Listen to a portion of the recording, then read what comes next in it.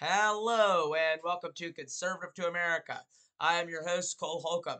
You are on America's number one conservative teen news network. I'd like to thank Griffin for being on today on this podcast. Hello, everyone. My name's Griffin, and I would like to thank Cole for coming onto this podcast. Thank you very much, Griffin. Let's start off today with talking about Trump's approval rating numbers.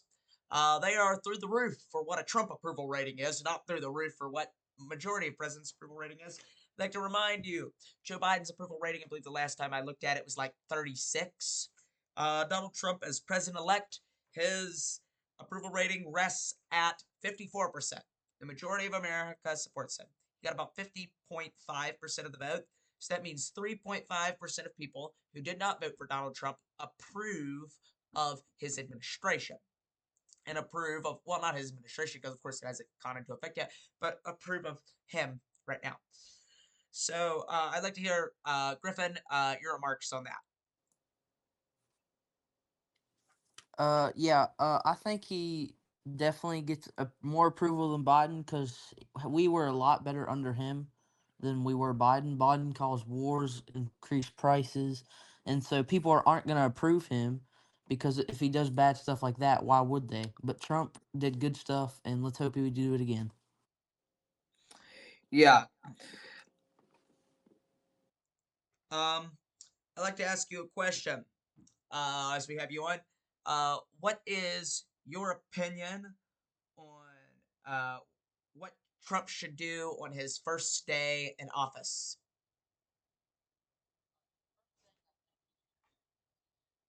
One second, Griffin, if you'll start over again. Okay. First thing I think he should do is definitely close down the border because we can't keep having illegal immigrants coming to this country. It's gonna ruin America. It's already been ruined by a lot. There's over 16 million. That's way too many, and I think he should do that from day one because he said he would, and we need to do that because we can't keep having illegal immigrants coming to this country. Yeah, you're right. And 16 million is the number that we have the undocumented, documented illegal immigrants. I'd say that there's probably another 10 million that the United States government does not know about that's crossed over this border. Look at the videos of coming across the border. That's an assumption. That's like five guys go into a room and they all sit down at some round table and say, well, this seems like a good number. That's about what it was like on their guesstimate. It's not an estimate, it's a guesstimate. You make a good point with that. I imagine there's probably more like 26 million, even though we only have 60 million that we know for sure. But I imagine it's probably more like 26, 36, maybe even upwards of 50 million people who came across this border illegally. Uh, I love what Donald Trump said. We're going to get them the heck out on day one. He is going to implement it and call it a national emergency. And states like communist California and nut job Gavin Newsom, who I'd like to remind you is one of the number one contenders for 2028, has already said that they're going to try as hard as they can to go against them, along with the mayor of Boston, to go against these mandates that say that they have to allow uh, says that they have to allow the United States government to come in there and get rid of the illegal immigrants. I just don't think that it can work this way in the United States of America. There has been an invasion of our southern border. That's exactly what it is. It's been an invasion. And with the amount of drugs that they've brought over here and the amount of people that they've killed with the fentanyl that they brought across our border, they are the worst. Not all the illegal immigrants, but the cartel is the worst terrorist organization. Donald Trump will classify the cartel as a terrorist organization, which will allow him to take military action on them. They are a terrorist organization. Donald Trump said he's going to make them identify them as a terrorist organization, number one. And number two, he's going to declare a national emergency. That means he's allowed to use the United States government to come in and round up these illegals and send them back home to where they came from and where they belong. They came over here illegally. I don't have a problem with people coming here legally, but whenever you come here illegally, we have the right to throw you back out because that's like breaking into someone's house and not not having the right to tell them to leave. That's exactly what these illegal immigrants have done. They've broken into our house. They've gone through the front door, left it wide open, and brought with them all their buddies. And with it, they brought drugs and fentanyl. And they've killed more Americans than the Taliban has, than Al Qaeda has, than than all these other terrorist organizations that we know as big ones have altogether. 120,000 Americans die of drug related deaths caused by drugs brought across our southern border illegally. It's not okay. Can't stand for it. Griffin.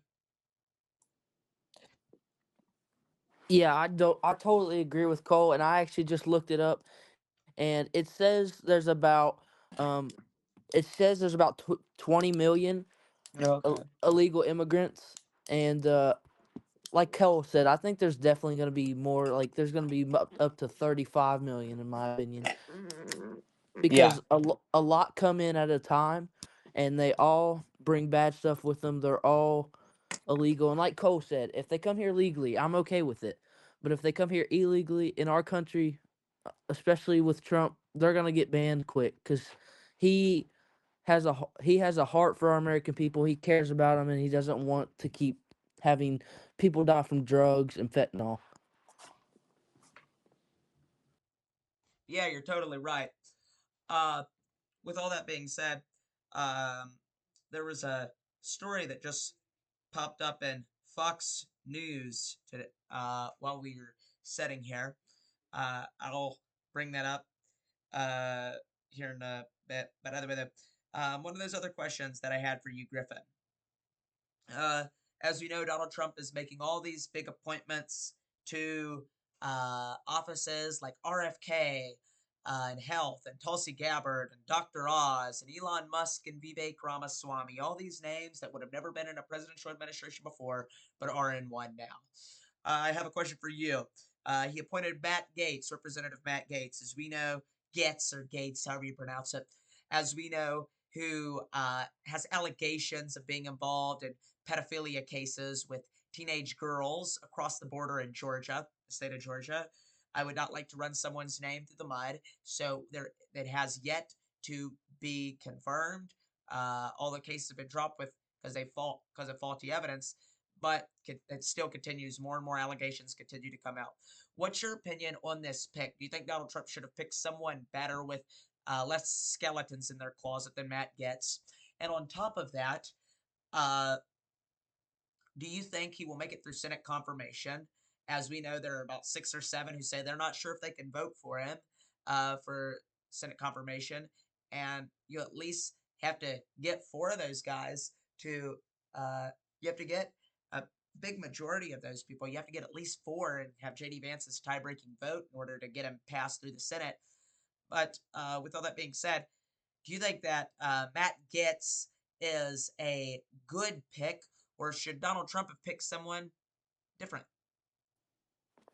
I think Donald Trump should pick someone different because why pick someone with allegations, especially with pedophilic actions? Like, why don't you pick someone that's like not accused of anything to make you more trustworthy and not more suspicious in acts of doing bad things? I think he should have picked someone else. Definitely. I'm not gonna say Matt Gates isn't good yet because we don't know if that's true or not. But everywhere I've read, I've seen that he's accused. He's paying women to have sex in Georgia. So I don't know yet, but I just think he should have picked someone else. Yeah, I totally agree with you on that. The state of Texas has offered incoming President Trump 14 acres of land uh, along the border to help him get the transition team ready to uh, get those illegals out of this country. Uh, I think yes, those people that the majority of them are not bad, but they did come here illegally. They did break the law. You do not get to stay. You must leave. You broke the law. The people who came here legally spoke. Their descendants spoke.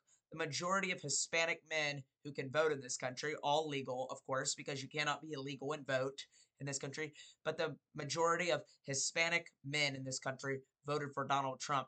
About 40% of Hispanic women voted for Donald Trump.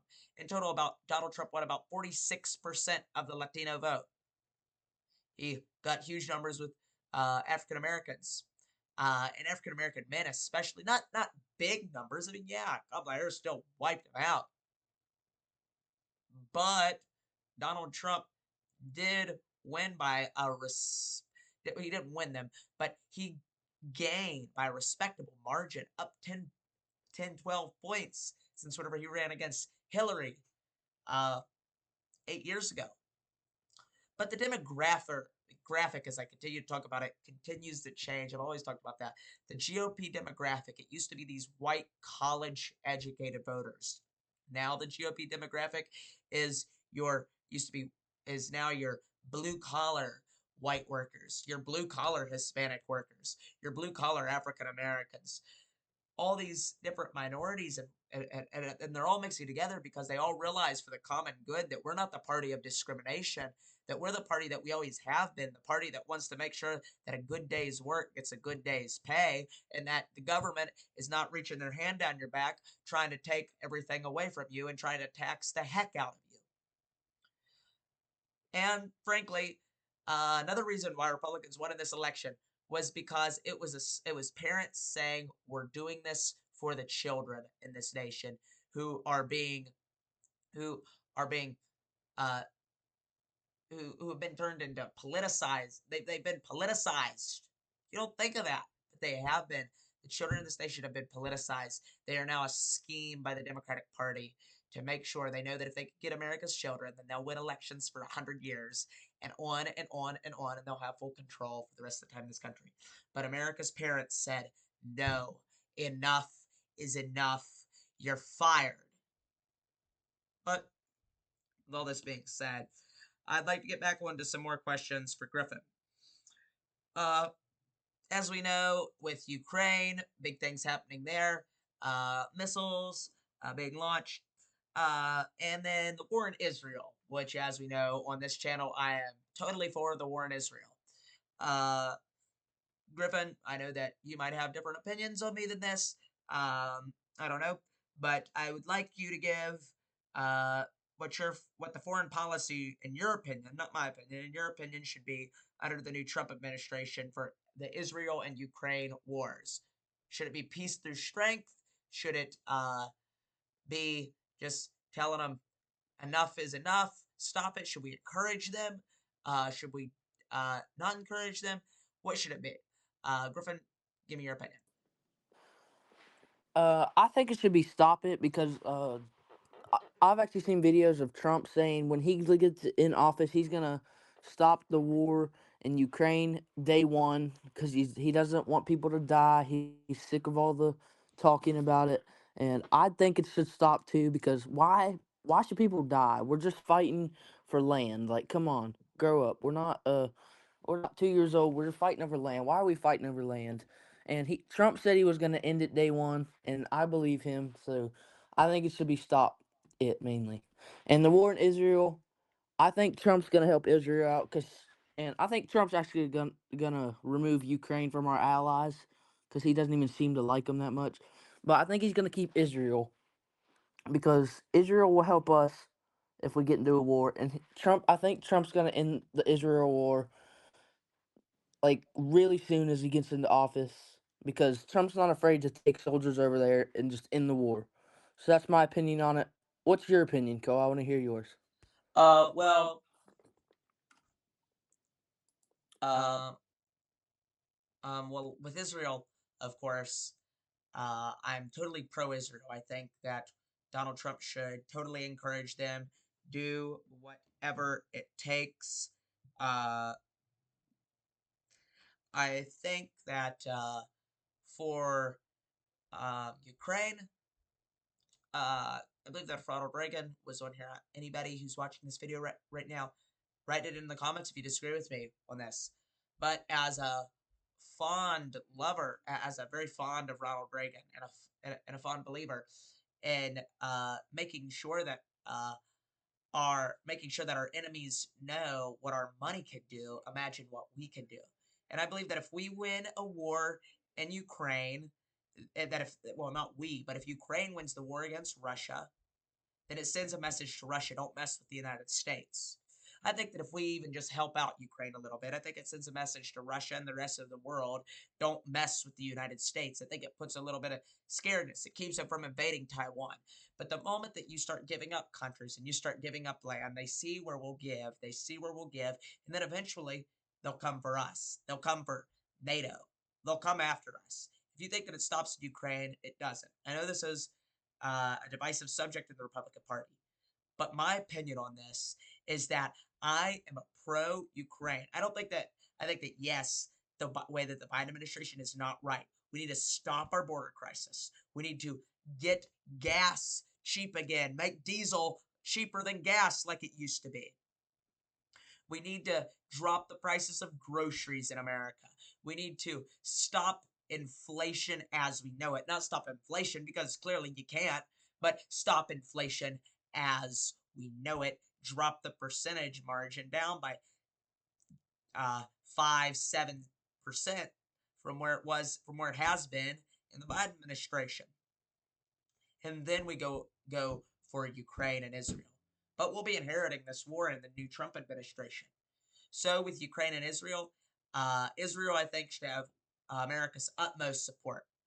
Uh, as he said, anti-Semitism is going to stop anyone who makes any anti-Semitic, the anti-Semitic rallies and all these things happening on college campuses. Donald Trump said funding is going to be removed. You will be stopped. Anti-Semitism is never okay. I like him for that. But Israel, Donald Trump has already took to Netanyahu, do whatever it takes, stop him. And that's what we need to do. That's what Israel needs to do. Do whatever it takes, stop him. I think that with Ukraine, uh, Russia has been threatening the nuclear thing. Everybody's so afraid of World War III right now. They've been threatening it, threatening it, threatening it. Oh, we're gonna drop a nuke. We're gonna drop a nuke. We're gonna drop a nuke. We're gonna drop a nuke. Well, they know you drop a nuke on Ukraine, nuclear fallout goes over to China, and China gets mad at Russia. So I'll tell you this much: they're bluffing. They're not going to drop a nuke. Okay, and it's it's a very slim chance they might, but most likely they're not going to go drop a nuke on land that they want. It would turn it into a wasteland, uninhabitable by anyone, and there'd be nothing in there that could be worth anything. But our policy in Ukraine, I think that we should be pro-Ukraine. Maybe not the way that the Biden administration should be. America first, then our allies like Israel and those NATO allies. Then we can go and help Ukraine.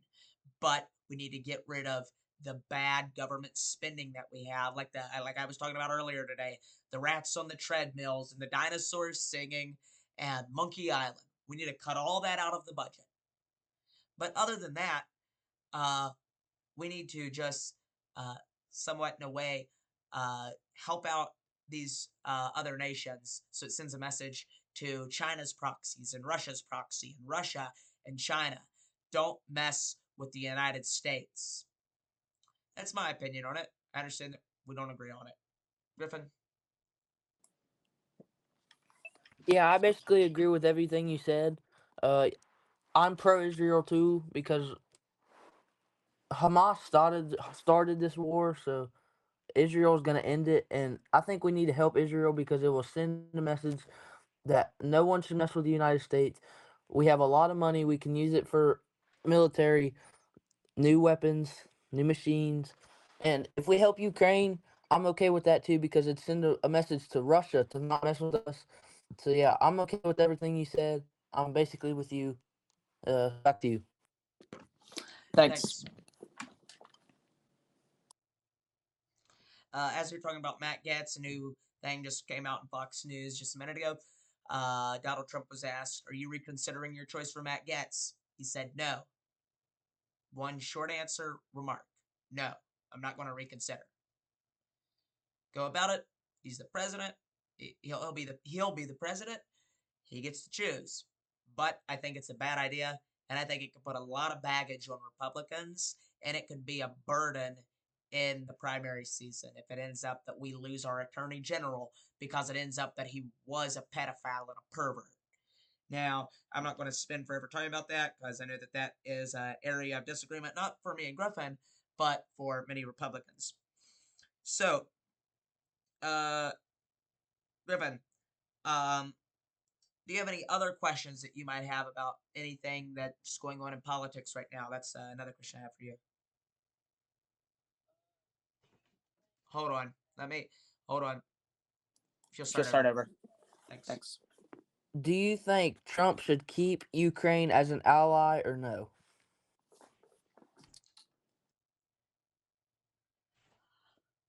Um, yes. I think he should keep them as an ally.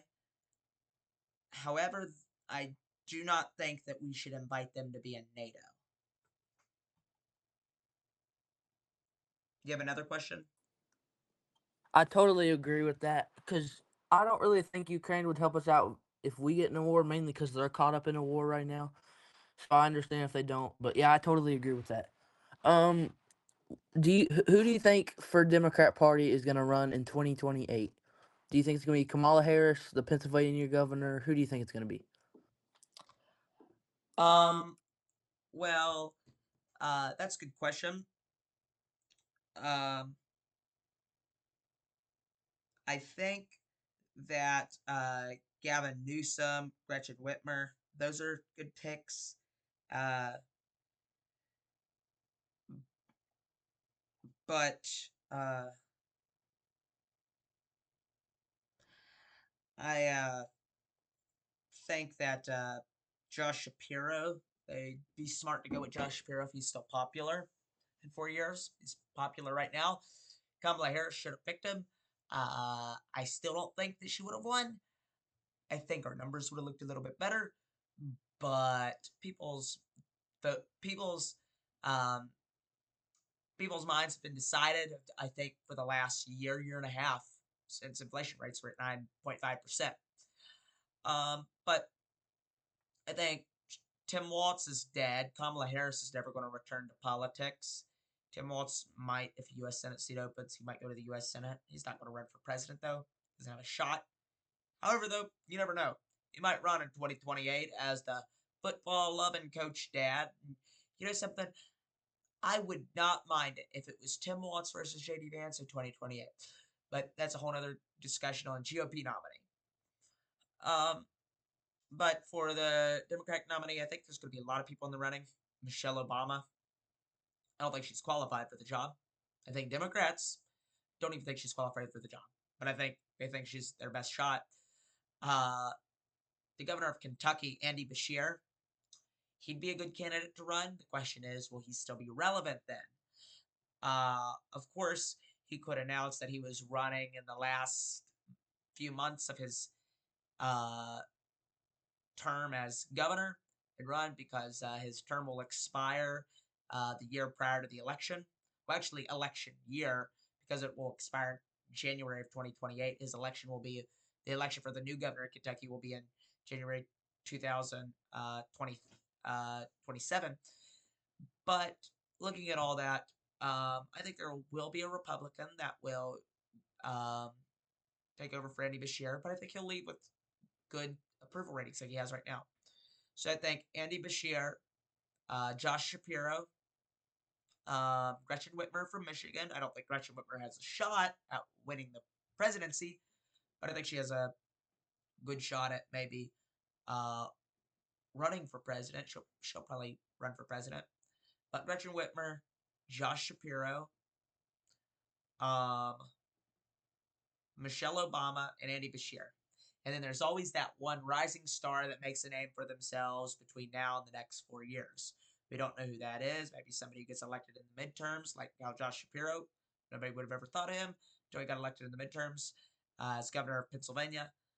But it just all depends on what the political climate is, who they need to run. A lot of it comes down to are we in a war right now? Is the economy good? Is the economy bad? Are social issues a big? Are social issues in play for this? Are economic issues? Republicans tend to lose whenever we get in arguments over social issues, even though I believe that we stand on the right side of history on the social issues. It's just that Democrats seem to be able to sell their social issues a little bit better. Economic issues, those ones aren't as easy to sell because you go to the gas pump, you look at who's president, and then you know who screwed it up for you. With social issues, it could take years to really know the results. So, yeah, they can sell it sounding good, sounding sweet as honey, but in the end, it's not. Um, but I think probably Josh Shapiro has a good shot. I could see him. I think that if you were a smart Democrat, you'd run him. Got any other questions? Who do you think the next GOP nominee for 2028 is? That's a good question. JD Vance, he's a shoo-in.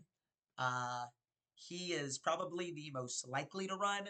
I'm not saying that he is a definite. I'm not saying that he will definitely win the nomination, but he'll probably get. I would say almost 100% he would get Trump's nomination. I think Nikki Haley, she'll make another shot at it. Don't think she'll win. I think she'll make another shot at it. I think Sarah Huckabee Sanders, she might make another shot at it. I don't think she's electable. I think Marco Rubio will run. I'd like to see him. I'd probably root for Marco Rubio. Kristi Noem, governor of South Dakota, who I forget what she's coming in as, but she will be in the new Trump administration. She'd make a good person. Elise Stefanik, UN ambassador. She'd make a good candidate. Tulsi Gabbard, she might run as a moderate Republican, and that except a Donald Trump loyal moderate Republican. Those are the ones that can sell in the Republican Party.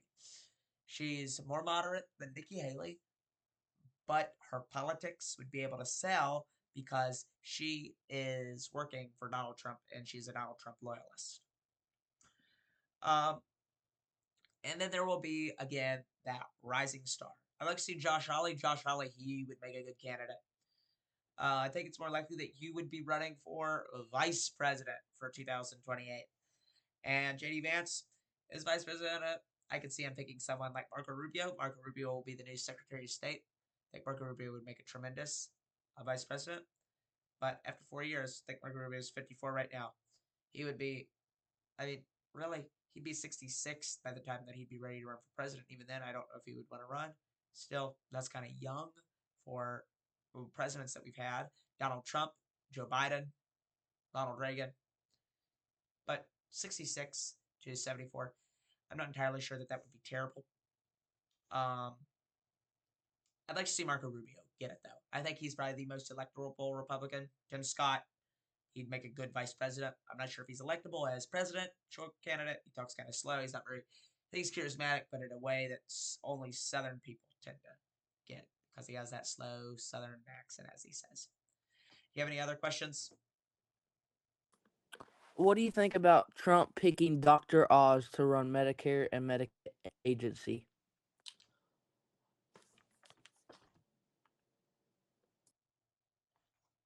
I think Dr. Oz will do a great job at that. If anybody remembers, he ran for U.S. Senate up in Pennsylvania 2 years ago.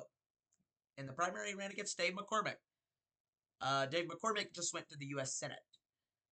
Dr. Oz, he went home in 2022 because he was not able to defeat, I can't even remember his name now. John Fetterman, that's his name. Senator Fetterman. And Senator Fetterman, he literally had a stroke on the campaign trail. He was literally mentally incoherent, almost as mentally incoherent as Joe Biden, and that's hard to be. It's hard to be that mentally incoherent.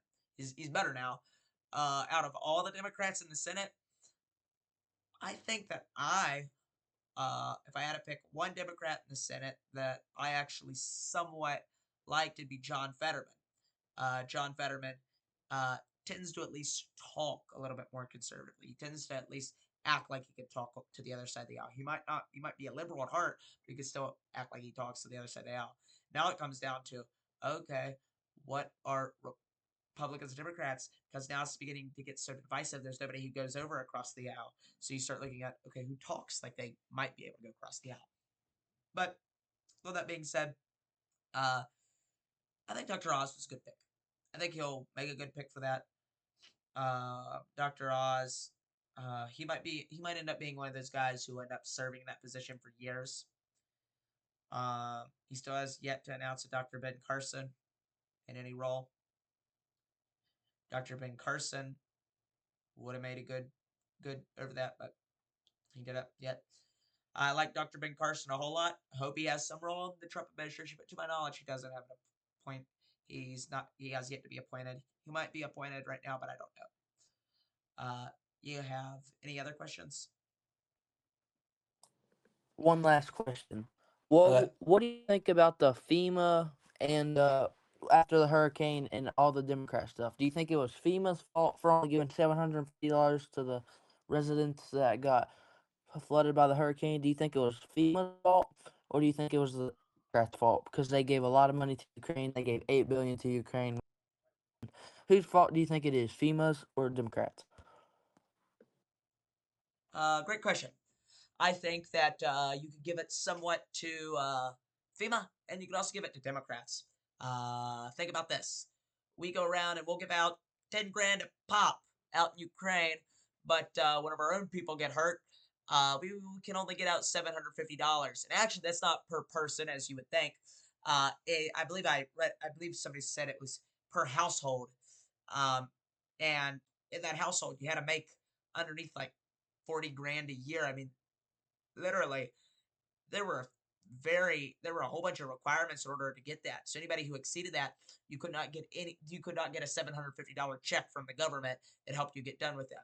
But yet every single person got like 10 grand over in Ukraine or one of those countries. It was some big number, $7,000, and we only gave our people $750. That was the Democrats' fault. That was Joe Biden and Kamala Harris's fault. Joe Biden, of course, as we saw the other day with that Brazilian thing, him walking into the rainforest. Uh, um, we saw that. Uh, he's been the puppet for the past year, 2 years, maybe even 4 years. Uh, but Kamala Harris and Nancy Pelosi and all the other Democrats in Washington have been the puppeteers, and we could blame them for that. And North Carolina spoke on election day. We're tired of this. This is not how you treat us after our hurricane. And that's what happened with that hurricane. I believe that it was Kamala's fault and Joe Biden's fault. And think about this: they run FEMA, so in the end, it's the Democrats' fault because they're over that. The presidency, it's underneath the executive branch, so all that it falls underneath their jurisdiction. They should have been able to fix it a little bit more. Whenever our other countries run into problems, we don't take any time sending every person $100, and every person $750, help them out. But yet in Hawaii, whenever the whole village burns down, yet in North Carolina, whenever counties just get flooded and people die and people lose their homes, we can't give them money, but we can get everybody else and their brother all across the world money, but not our own citizens. That's not right. Our government is not treating our citizens right. And the people spoke and said, you know what? This is not how we deserve to be treated. And they said no to the leftist Democratic agenda on November 5th. But to answer your question, it was the Democrats' fault. Uh, it was FEMA's fault through the work of the Democrats. Cole, I would like to interrupt. You know how you said fe- uh everybody in Ukraine got like $10,000? Yeah, Yeah, something something like like that. that. I just looked it up. It just showed 21,000 because there's 37 million people in Ukraine, and 8 billion divided by 37 million, it showed 21,000. So that's not practical. Why would you give people out of not even your own country that you were running $21,000, but you give people that were affected by a natural disaster that they can't control 750? That just proves that she cared more about having allies and more about giving money. She didn't care about our people. She just wanted other people to get what they want. Yeah, they don't care about America. They care about the rest of the world. And America said, no, it's time we liberate America. It's time we put America first. The rest of the world, they can take a little bit on for a little while because our country is going to heck in a handbasket. Our country is getting all messed up. They said at this election season, we said, you know what? It's time we liberate America. It's time we put America first. It's time we finally put ourselves back on top. we're hurting in America, and you people don't care. And that's what people said at the polls two Tuesdays ago on November 5th. Griffin. Yep, that's what people said, and that's what they're. I hope that's what they're gonna say.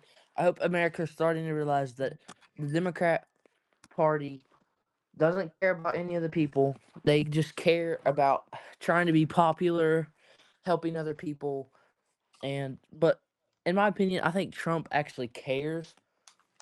I really think he does. I think he actually cares about the American people because he's gonna lower prices like he did in 2020, and let's hope we can keep it that way for quite a while. Because Kamala Harris caused a lot of damage to the prices. Well, Biden, my bad. And yeah, I just think Trump. Actually, I think the Republican Party actually cares about the people. Like I know JD Vance does. JD Vance obviously cares about the people. But when Kamala Harris at that rally and people said Jesus is Lord, and she said, "You're at the wrong rally," that made me so mad because it proves she just doesn't care about the American people. She just mocks them. Back to you, Cole. Yeah, right. Um, well, with all that being said, I'd like to thank Griffin for coming on today. We are on minute 36, and we try to wrap these up within less than 40 minutes. But I'd like to thank everybody for tuning on to Conservative to America, one of our podcasts where I bring on another guest. I'd like to thank everyone for just watching this video all the way through, for listening to us, America's #1 conservative teen news outlet. Remember, always watch Conservative to America and stay classy, America. I'm your host, Cole Holcomb, signing off.